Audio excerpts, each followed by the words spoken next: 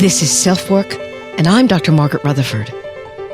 At SelfWork, we'll discuss psychological and emotional issues common in today's world and what to do about them. I'm Dr. Margaret, and SelfWork is a podcast dedicated to you taking just a few minutes today for your own self-work. Hello and welcome back to SelfWork. I'm Dr. Margaret Rutherford. I'm a clinical psychologist out of Fayetteville, Arkansas, and I've been doing therapy for over 25 years.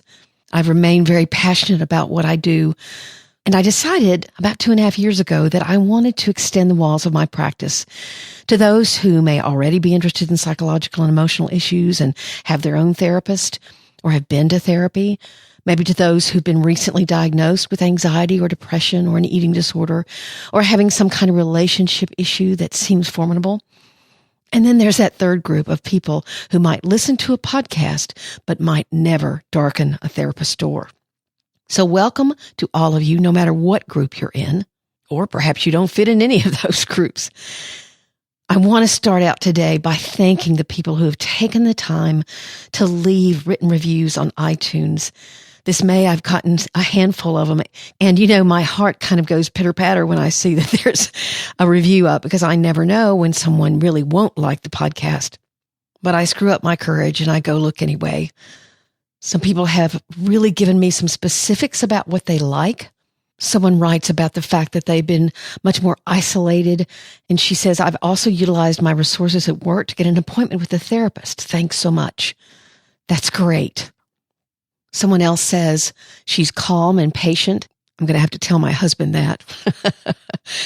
Explaining basic concepts about why we all wrestle with our thoughts and feelings every day. And boy, do we. I agree with that.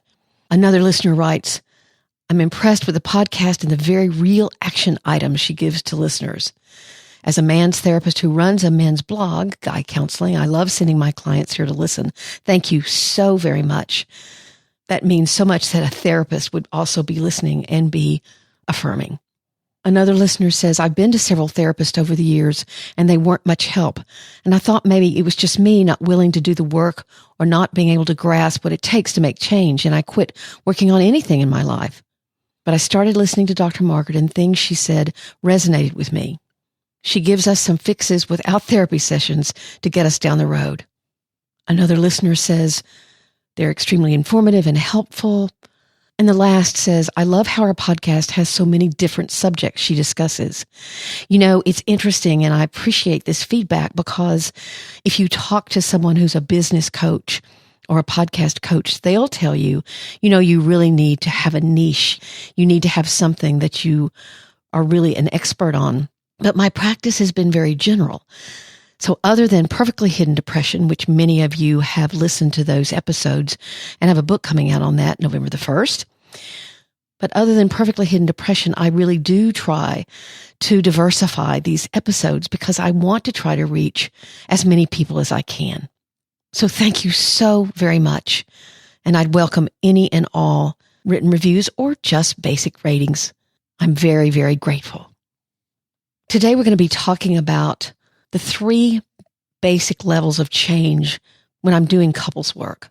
I love doing couples work. I like trying to help both feel understood and not blamed for the problem. Most couples are pretty demoralized when they come into couples work, saying things like, I'm not sure anything will help. But I found that there are 3 levels of change that have to happen: behavior change, communication change, and conceptual change. In past podcasts, I've talked about each of these separately, but we're going to talk today about all 3 to see if I can sort of offer a bigger picture. It's not simple by far, but it's also very doable with some focus and effort. The listener email today is from someone who had an affair, but chose not to tell his spouse, and now feels terribly guilty and ashamed because he's keeping the secret. What would you do? I'll offer my best advice. So sit back and relax. We're going to be talking about important changes that you can make in your relationship with your partner and how those very changes can give you both hope.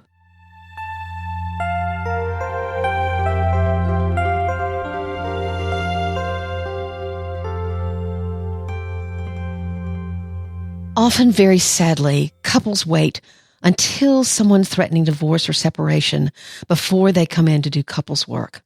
It obviously makes that work a bit harder. I often hear people say in the community, well, couples work doesn't usually work. And I always smile because there are common mistakes that people make that certainly don't enhance therapy's effectiveness. But it's not just because couples therapy, quote unquote, doesn't work. First, waiting until you're at death's door before you go see a doctor isn't a great idea, right? Nor is it a great idea to wait until someone's had an affair or you just don't care anymore to get counseling. I understand how hard it can feel to open up to a therapist. I've been on both sides of the couch, so to speak. I've often said if you think individual work is hard, try couples work. You're already mad or hurt, and now you're supposed to open up in front of them? One of the ways I often put it is this. You're going to do this work with your current partner, or you're going to do it with someone else. You can choose. And what I also say that's important is that they consider that their work is for themselves. In really, really demoralized relationships, often they don't even know if they want to save the relationship. So if you think of the work as not just saving the relationship, but by becoming the person you want to become, then you will be motivated. It's very hard in couples work not to keep your eye on the other person, but to keep it on your own change. So especially if you're really, really demoralized, you need a therapist that's going to create as much safety as possible. And that leads to a second point about why therapy can sometimes miss its target. Is the therapist actually trained in marital work? All you have to do is put out a sign saying, oh yeah, I do couples work, when you've really had no true training. I think it's usually not a good idea to go see a therapist that only one of you has seen in the past. Also, it's my opinion it's not a great idea for a therapist to see each person individually and then together, especially if trust is part of why you're there. So make sure your therapist has gotten couples training. They ought to be able to tell you how and when they got that training. And here's the third point. Does the therapist allow you to go all over the place, or do they keep you focused on a structure? We talked about this a little bit earlier. What do I mean by structure? We talked about it before as reminding you that you're doing your own work. Are they providing skills training and listening? Is empathy described, encouraged, and practiced? Are there assignments given? Are strengths discussed? Does the therapist confront blaming and contempt? A couples therapist has to be very active in good couples work, not just sit and listen and nod. Of course, I don't think that's great in individual work either. Something I often suggest, especially in highly demoralized couples, is that a date be set, and no one can mention divorce again until that date, because you build a reality with your words. This kind of structure can often help a couple focus on what they really need to in the present and realize there is a date set where they'll reconvene and think, okay, how much progress did we make? That's structure. Couples therapy without structure can lead to more chaos as each partner watches the other one vigilantly and then overreacts when old behaviors rear their heads, which they inevitably will. So the part you're responsible for is making sure that you don't wait until it's too late to try couples work. The second is to make sure that your therapist has been trained in couples therapy. And does the therapist provide enough structure? All three of those things are very important. Certainly, therapy isn't always effective. Sometimes one person already has their foot out the door and doesn't have an agenda for reconciliation at all. I've gotten the feeling they're there so that their partner can establish a relationship with me. And then, of course, if you don't have two people accepting responsibility for their own part, couples therapy goes absolutely nowhere. I'm very open with couples about this. If I hear them wanting me to fix their partner so things will be better, I tell them that won't work. Sometimes people get mad at me, that's for sure. But all I can offer is to give my perspective that's built on my experience. But it's also important to figure out why someone hesitates to take responsibility. Maybe they were abused as a child and blamed for everything. Now there's a wall up.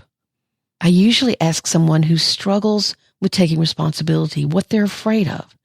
If they take their fair share, what would happen? And that can lead to a very interesting conversation.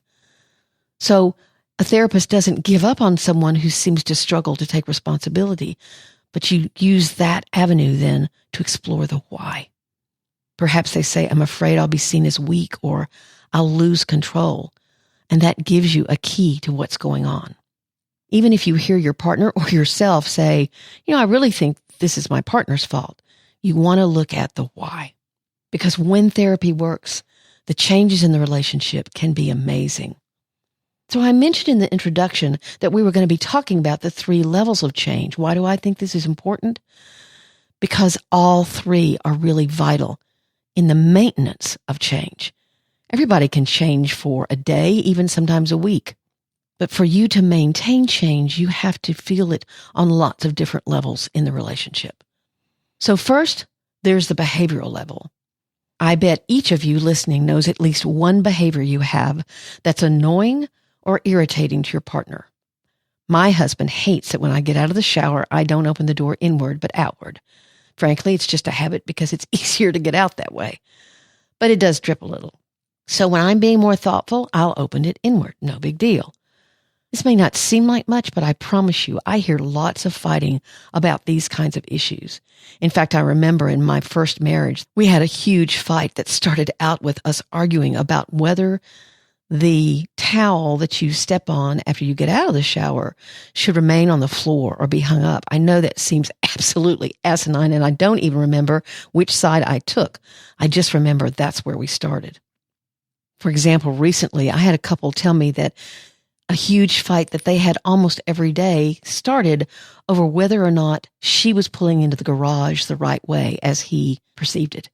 It's just amazing what we fight about. So there are 2 things to consider here in behavioral change.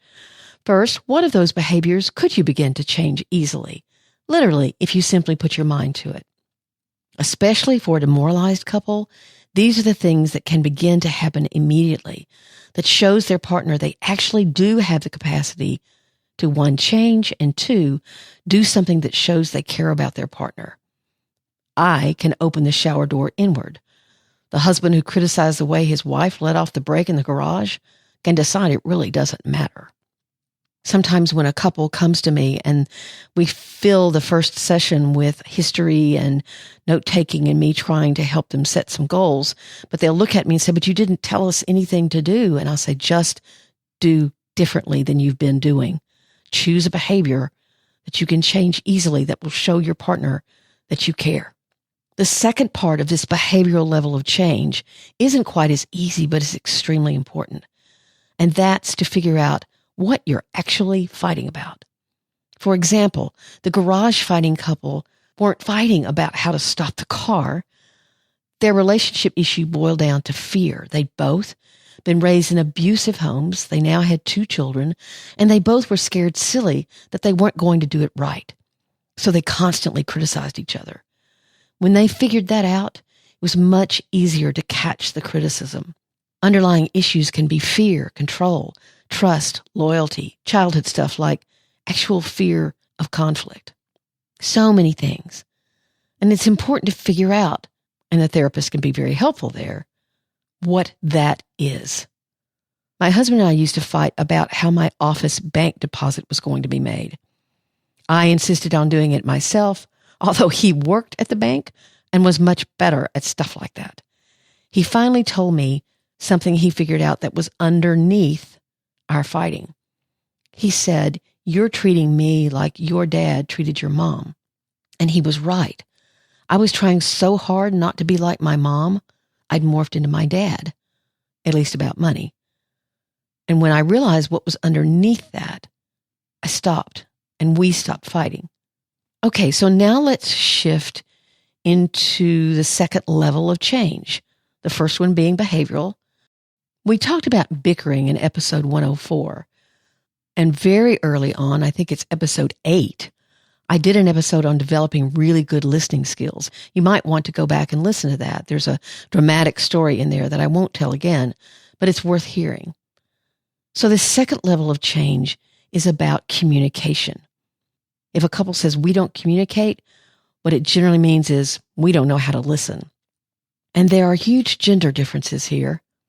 We assume that the other gender interprets what we say like we interpret things, but nothing could be farther than the truth. Women are generally, and again, stereotypically, but women are generally wanting to be known. Men need to be affirmed. So those are the things we seek from each other. And so often the woman gets disappointed or mad, tries to talk about it. The guy feels attacked and certainly not affirmed. Then he withdraws or gets angry, which makes the woman feel lonely. And the cycle goes on and on and on. Those of you who believe that our culture creates these gender differences because we treat little boys and girls differently may bristle at this. And we do treat boys and girls differently, even in 2019. But I've seen and worked with these differences over and over.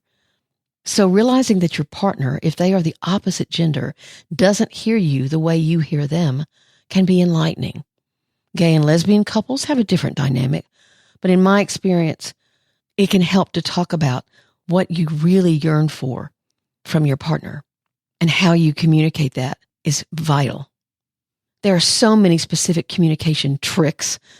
That might be an episode in and of itself. For example, you don't ask why questions.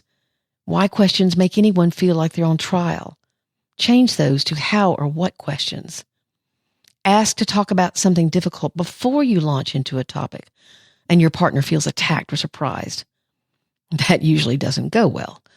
Think about how you talk with your colleagues at work. You'd never simply walk in their office and begin talking about a heated subject. But we do that all the time in our relationships. This technique is called paying attention to metacommunication, talking about talking. It allows both people to give permission to enter dangerous territory and try to talk about something difficult, at the same time putting your best foot forward. So a therapist can help you with these specific communication techniques that can begin to diffuse the way you talk to each other. There's a wonderful book called The 4 Agreements. And in it, he reminds us to be gentle with our words and to treat our partners respectfully. It's a great book, and I'll have the link in the show notes. And then there's the third level of change. So the first was behavioral. The second was changing the way you communicate with one another. And here's the third. And frankly, if this one doesn't get fixed, the couple is somewhat doomed. I focused in episode 72 on this level of change. But again, I wanted to bring all of these together today to sort of get a big picture. And what is that third level? Changing the way you think about your partner. If you say to yourself, he wouldn't be late again if he cared more about me, or she's so involved in the kids that I know I'm not as important to her, you're making what your partner is doing and saying all about you. And you're telling yourself that they have an active agenda to not love you well. Maybe they are being self-centered. Maybe she is too overly involved with the kids. But when you personalize it, you're actually setting up a scenario where the two of you become enemies, people who have the intention to manipulate, to scorn, or to reject. The question to ask is, what do I know about my partner that will explain their behavior that has nothing to do with me?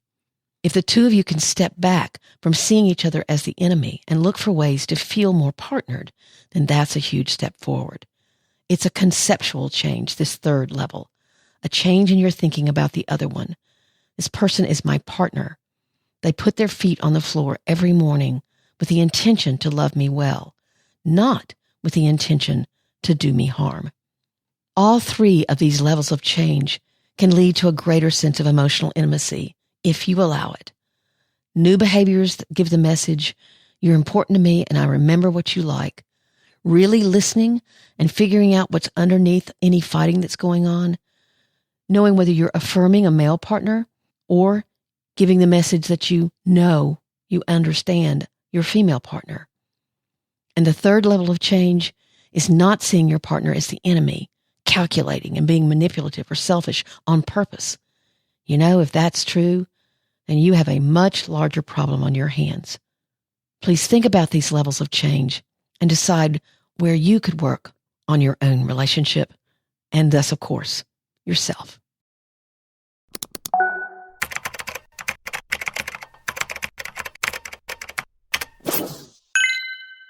listener email today is from someone who had an emotional affair and a one-night stand with that person who now feels very shameful and whose depression is growing.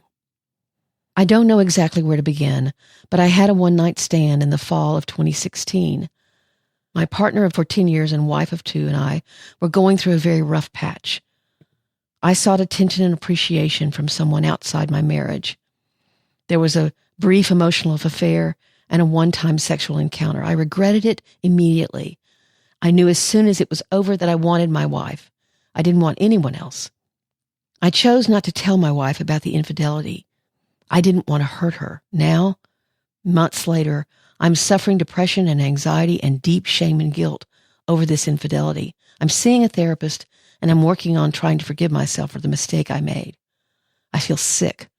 I often feel so ashamed and guilty that I betrayed my wife that I'm unable to think about anything else.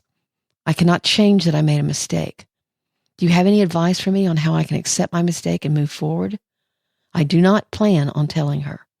I cannot bear to hurt her the way I am hurting. So here's my answer. I'm glad you're in therapy, but sorry to hear that you're struggling to let go of shame. I cannot tell you how many people have sat on my couch and said things like, I'm now the person I used to judge. Or I've done, said, or felt something I never thought I would do. It's very hard to work through it. And since your choice is to not tell your wife, then you can't be helped by seeing or experiencing her forgiving you and the two of you together working through this. That's how many people heal. They see their partner healing. They know that they are regaining their trust. And so it helps with their own healing. Many people make the same decision as you are, don't get me wrong, and I understand the decision. But as you are very painfully finding out, secrets have power. It sounds to me as if you're allowing this mistake to become all of who you are, and as if you're discounting other things about you. I don't know why that is. There could be many reasons. But it seems like you're having to readjust your own self-concept. And perhaps you can figure out what's underneath that internal battle. If your therapist isn't helping you to get to an answer, then you might consider going to someone else or asking the therapist you have to try to dig a bit deeper. This is obviously a tough situation and one in which we all think we know what we would do, but sometimes you simply don't. We're all human, and we all make mistakes.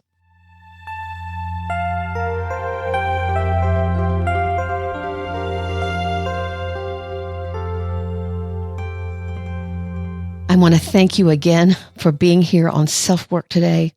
You can email me, and that email is confidential, at askdrmargaret@drmargaretrutherford.com. You can also go on my website, drmargaretrutherford.com, and subscribe, because at that point, you'll receive a weekly newsletter providing both my weekly podcast and my weekly blog post. So that's an extremely easy way of keeping in touch with me, and I promise I don't send anything else out. As I said in the beginning, I love it if you leave me a rating or review anywhere you listen. That's very, very helpful. It's the major way I have of getting the word out about self-work. I've really upped my game, so to speak, on Instagram, and I'm doing this series called What I've Learned as a Therapist. Today, I did 107, like 107 of them in a row, but I'm having fun. It's a very contemplative time for me, actually, early in the morning, and trying to think about how a picture I've taken might suggest something I've learned in therapy. And another way to connect with me is to join my Facebook closed group at facebook.com/groups/selfwork. We're almost up to 800 people, very diverse from all over the world.